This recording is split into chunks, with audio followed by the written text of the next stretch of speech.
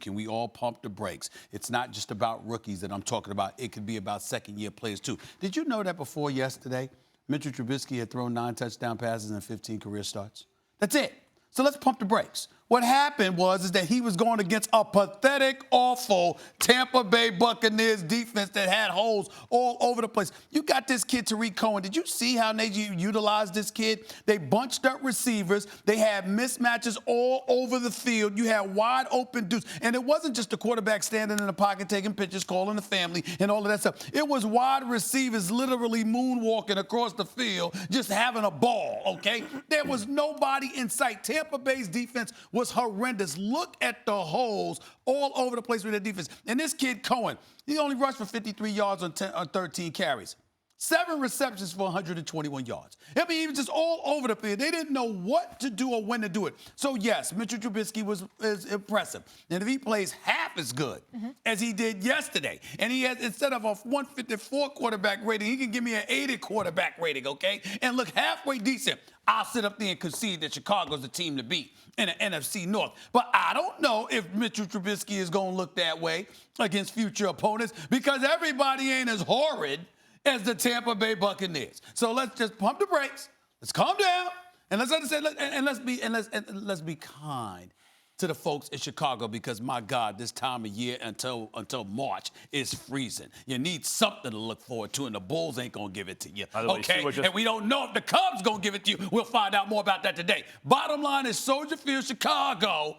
All right, they're giving you a reason to cheer. Congratulations.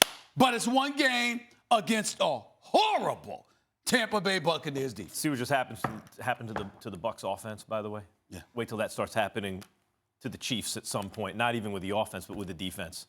Like, you know, that offense, the Chiefs' offense better keep scoring because look what happens to the Bucs when they stop scoring, right? They have a bad defense. At some point in time, we got to have a debate on this show about who's the worst defenses in the league. I mean, my God, Kansas City, Pittsburgh, Atlanta, look, Tampa Bay. I mean, it's everywhere. Let's get into this with the Bears. If Trubisky plays like this, are they the favorites? Yes. Now, what is this that he played like? Stephen A., you're 100% right. They were wide open. He was not pressured. He's bad against pressure. Let's say who Mitchell Trubisky is so far, right? He can outrun some linebackers. He's a big, strong, athletic kid with a big arm, a strong arm, who's mobile and was traded up for, like, so they could grab him high in the first round, kind of like Blake Bortles. Kind of exactly like, but on a team with a great defense, kind of like Blake Bortles. And the question will be, can he do it in the playoffs? But if he can just be competent in the regular season, they should probably win the division because that defense was already quite good. And then they added one of the best defenders. I believe Khalil Mack, if he stays healthy, will go down as one of the best defenders who ever lived. And that guy's in his prime right now. You add a Hall of Famer in his prime on the defensive line to an already good defense. Now the good defense is a great defense. That's a great defense. And they have offensive weapons. And I keep telling, like, you know, Mahomes and Baker Mayfield and these Big 12 quarterbacks are, well, they're not really pro style. This is the pro style now. Spread it out. And you know what happens? Guys are wide open, particularly if you don't bring the pressure. But so the question is, if Trubisky can be this, I don't mean 5 touchdowns in a game. That's the 4th quarterback to do it so far. We're in week 4.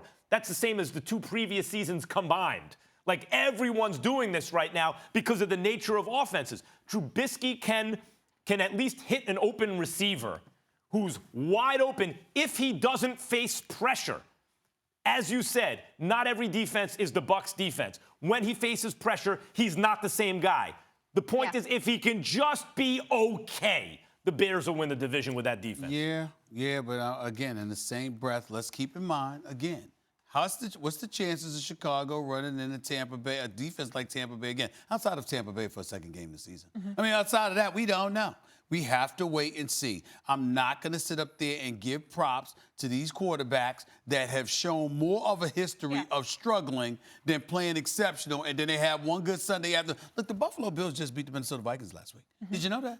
How'd they look yesterday? Not so good. Not so good. Scored 27 points in the first half against Minnesota last week. What did they score for the entire game against Green Bay yesterday? 0. Let's pump the brakes. Yeah. You know what's weird, though? Usually, passing when he's pressured. Guys, usually we say around week 4 you figure out what's going on. I'm not sure that that's the case this season. Yeah, it's weird. I don't I know mean, that parody in the NFL, I love it, but yeah, it truly feels like Do the you cliche. feel like you have a Anything handle? can happen any given second. No, not at all. I don't feel like I have a handle on exactly what's going on the here. Patriots. We'll discuss later. The same thing could happen with the Steelers. We wrote them off. Tried Some to people tell did. y'all about them damn Miami Dolphins. Y'all didn't listen. Try to tell you. Try to tell you. Going into Foxborough. Try to tell you.